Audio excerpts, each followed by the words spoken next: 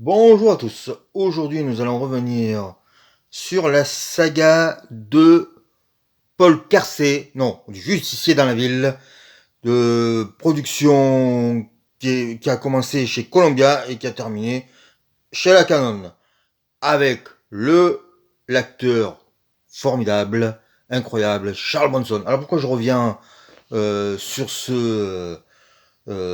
cette saga, puisque maintenant sur comment ça s'appelle, Sidonis ou sur Rakuten ou n'importe où, vous pouvez trouver ce coffret pour une somme assez dérisoire. J'ai acheté ce film au Black Friday et je pense que j'en ai eu pour 17 euros. Donc vous avez droit à 5 films. Alors, c'est pas forcément tous des chefs-d'œuvre. On va commencer par le début. Le premier. Le premier, il se déroule en 74. L'Amérique ne va pas super bien. Les rues de New York sont sales. Paul Kersey est un progressiste qui aime sa fille, qui aime sa femme. Mais un jour, voilà, des individus, des jeunes, rentrent chez lui, violent sa fille et tuent sa femme. La police dit à Paul, on va peut-être pas les trouver les bonhommes. Et il commence à devenir fou, le Charles Bronson. Ça commence à se dire, le monde n'est pas comme je voudrais qu'il soit. Il commence à péter un petit câble.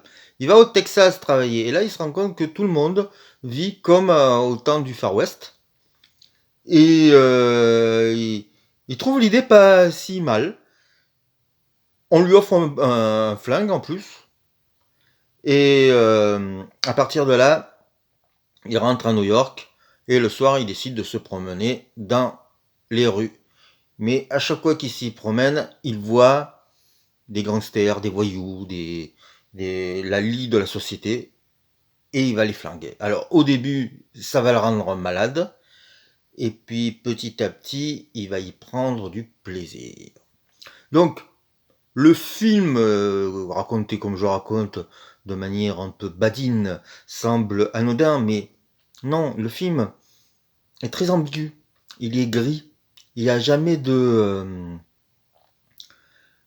n'est pas un film à thèse sur le village Vigilante Movie. Il y a quelque chose d'un peu réfléchi. C'est terriblement ambigu. Le personnage est sympathique, mais il est fou de douleur, de chagrin. L'époque ne va pas bien. Il va devenir un héros grâce à ses méfaits, on pourrait dire. Donc le film raconte ça de manière passionnante, intrigante, et puis alors il y a une fin incroyable où on voit toute la folie du personnage de Paul Kersey. Non, c'est vraiment un film intéressant à voir. C'est un film passe-mental. Voilà, on est parfois proche de l'abstraction, tellement on se dit, mais il y a autant de criminalité à chaque fois qu'on sort dans la rue. Tu vois, il y a quelque chose d'étrange qui est passionnant à voir. Donc vraiment un film magnifique. Michael Winner à la caméra, et c'est pas le Michael Winner du 2. C'est le Michael Winner qui a peut-être des envies de faire des vrais films. Le film sera un énorme succès. Il fera plus d'entrées que l'Exorciste. C'est la même année, donc c'est assez étonnant de le savoir. Et Charles Bronson, on va souvent lui donner des personnages un peu dans le même genre. C'est une production d'Ino De Laurentiis, ça il faut le dire aussi. Et ouais, donc c'est pas ça. Euh, Après ce film-là, où il va avoir un énorme succès, il va un peu se désintéresser à sa carrière. Et dans les années 80, donc à peu près une dizaine d'années après, le film passe chez les mains de la Canon. Alors la Canon, c'est un studio un peu particulier, c'est un studio de films de pure exploitation. C'est eux qui ont découvert les Chuck Norris et qui vont découvrir Jean-Claude Van Damme. Et ils sont dans leur époque, ils sont pro-Reagan, et Le Justicier dans la ville, réalisé par Michael Winner, va être exactement dans cette ligne-là. Alors là, on prend les mêmes et on commence, sauf qu'on est à Los Angeles, et que c'est une ville, c'est important, on le voit. Euh, des voyous rentrent chez Paul Kersey, violent et massacrent la bonne, enlèvent la fille de Paul Kersey, elle se suicide en se défenestrant. Les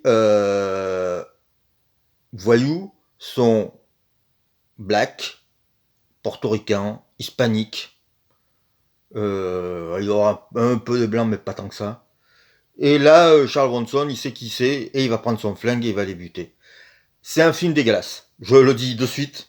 C'est pas un film plaisant. C'est un film où le metteur en scène Michael Winner érotise une scène de viol qui fait durer, mais durer. Il y a quelque chose, ouais, voilà, on monte du cul pour montrer du cul. Euh, c'est un film immonde. Voilà, c'est un film immonde, c'est un film pas bien. C'est une merde. Voilà, le mot est lâché. Justicier dans la ville, c'est une merde. Le film va être un énorme succès. Mais Michael Winner va se faire traiter de facho, de réac, de tous les noms possibles.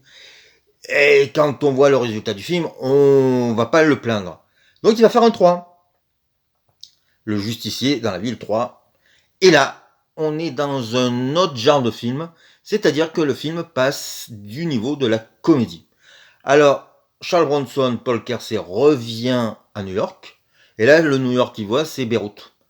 On est dans une ville immonde, dégueulasse.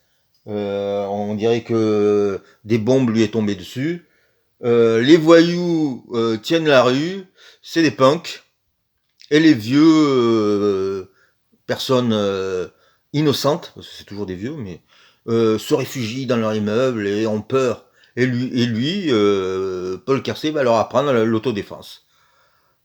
C'est la fête. C'est une pure comédie. On a tendance à penser que on regarde un film des As, les Zucker, Abraham Zucker, les gens de et y a-t-il un flic dans la ville? Y a-t-il un flic à New York? Bon, y a-t-il un flic pour sauver le monde? Je sais même plus les titres. C'est pas grave, on s'en fout. Mais en tout cas, il y a un côté comique et qui est réjouissant. Alors, Charles Bronson joue de manière comique. On voit les yeux éberlués, les trucs comme ça. Il fait des mimiques. C'est très drôle à voir. Et il faut le voir au 46e degré. Et de toute façon, dès le début, on sent que c'est une comédie. Voilà, il n'y a pas à chercher. On est dans l'ordre du comique. Michael Winner, j'ai l'impression qu'avec ce film-là, il a envie de casser le jouet des Paul Kersey, des Dead Wish, des justiciers dans la ville. Mais il y aura quand même 4. Je pense que le 3 est tellement spectaculaire, parce qu'on mitraille à la sulfateuse dans les rues, on se sert de bazooka et tout, que peut-être ça va marcher. Mais Michael Winner n'est plus aux commandes du 4. Et le 4 commence par une scène d'anthologie. Une femme dans un souterrain, 3 bandits cagoulés, Paul Kersey arrive, les flingue un par un, et à chaque fois qu'il enlève la cagoule, il voit sa tronche. C'est filmé comme un film d'horreur. Et vraiment, cette scène-là au début, vous attendez du coup à un très grand film derrière. Et non. Et non, parce que là, on devient dans le banal. Là, Paul Kersey ne s'attaque plus au peuple, mais s'attaque aux dealers, et du coup aux gangsters et tout ça. Et le 5 sera un peu la même chose. C'est-à-dire que on a l'impression qu'ils n'ont plus compris le sens du film. Ils n'ont plus compris que Paul Kersey est un personnage du peuple pour le peuple. Et du coup, ça devient n'importe quoi et ça devient de la merde. Donc j'en dirais